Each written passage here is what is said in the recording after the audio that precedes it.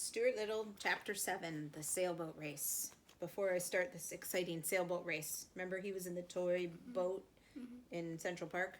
Do you have a joke you want to share off your Go-Gurt? What do martial arts artists drink? Karate. Okay, so he's in that little boat, but to him it's a regular sized boat, right? And this one's called the sailboat race. When the people in Central Park learned that one of the toy sailboats was being steered by a mouse in a sailor suit, they all came running. Soon the shores of the pond were so crowded that the policeman was sent from headquarters to announce that everybody would have to stop pushing, but nobody did. People in New York liked to push each other. The most excited person of all was the boy who owned the Lillian B. Walmrath. He was a sulky boy of 12 named Leroy. He wore a blue serge suit and a white necktie stained with orange juice.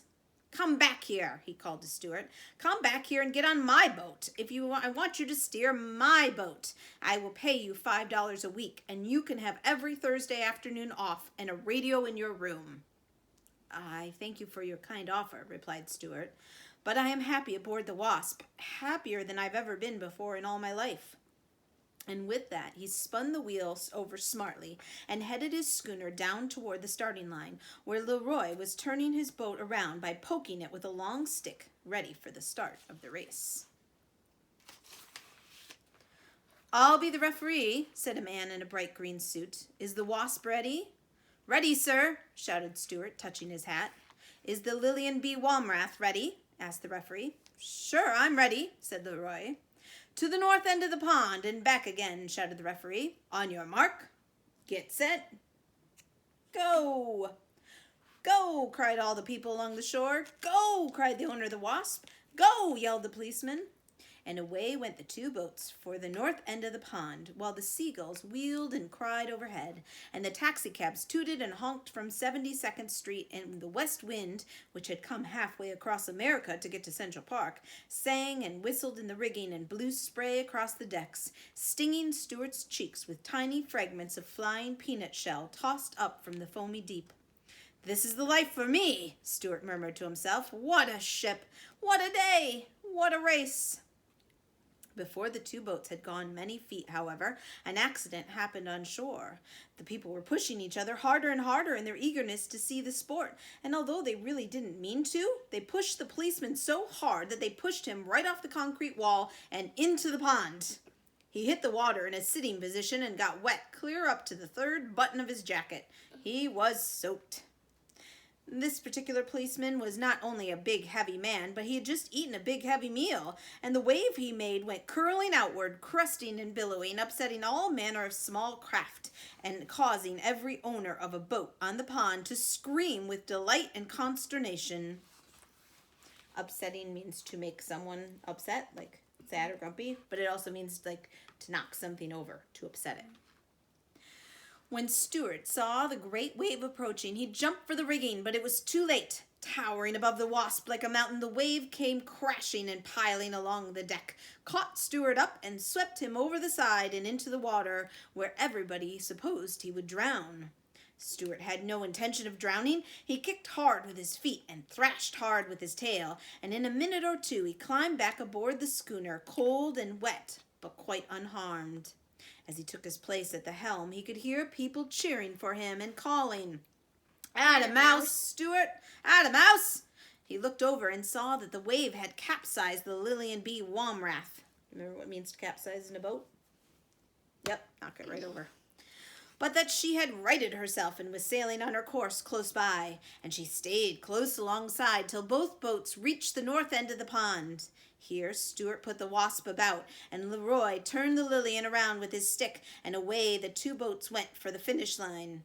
"This race isn't over yet," thought Stuart. The first warning he had that there was trouble ahead came when he glanced into the Wasp's cabin and observed that the barometer had fallen sharply. That can mean only one thing at sea: dirty weather. Suddenly a dark cloud swept across the sun, blotting it out and leaving the earth in shadow. Stuart shivered in his wet clothes. He turned up his sailor blouse closer around his neck, and when he spied the Wasp's owner among the crowd on shore, he waved his hat and called out, "Dirty weather ahead, sir! Wind backing into the southwest, seas confused, glass falling." Never mind the weather, cried the owner. Watch out for the flotsam dead ahead. Flotsam is anything floating in the water, right? Stuart peered ahead into the gathering storm, but saw nothing except gray waves with white crests. The world seemed cold and ominous. Stuart glanced behind him. There came the sloop, boiling along fast, rolling up a bow wave and gaining steadily. Look out, Stuart! Look out where you're going! Stuart strained his eyes, and suddenly, dead ahead, right in the path of the Wasp, he saw an enormous paper bag looming up on the surface of the pond. The bag was empty and riding high, its open end gaping wide like the mouth of a cave. Stuart spun the wheel over, but it was too late. The Wasp drove her bowsprit straight into the bag with a fearful whoosh. The schooner slowed down and came up into the wind with all sails flapping. Just at that moment, Stuart heard a splintering crash. He saw the bow of the Lilian plow through his rigging and felt the whole ship tremble from stem to stern with the force of the collision. "A collision!" shouted the crowd on shore. In a jiffy, the two boats were in a terrible tangle. Little boys on shore screamed and danced up and down. Meanwhile, the paper bag sprang a leak and began to fill.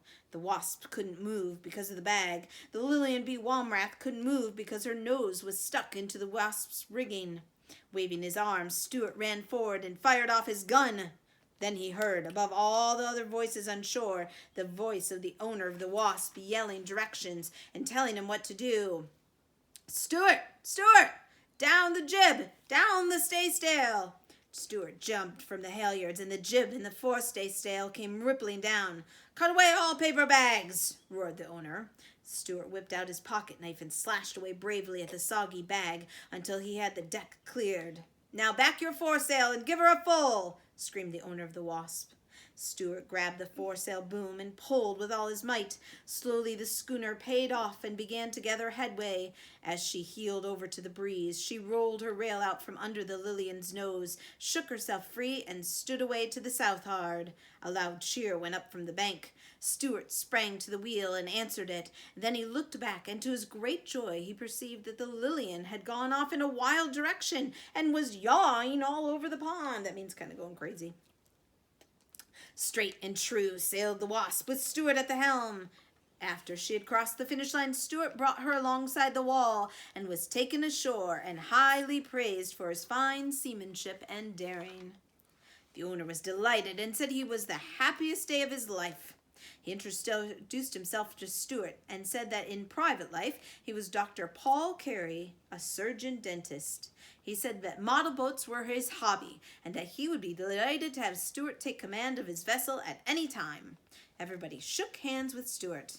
Everybody, that is, except the policeman, who was too wet and mad to shake hands with a mouse. When Stuart got home that night, his brother George asked him where he'd been all day. "Oh, knocking about town," replied Stuart. "I wonder why he didn't tell him he had so much fun." Yeah.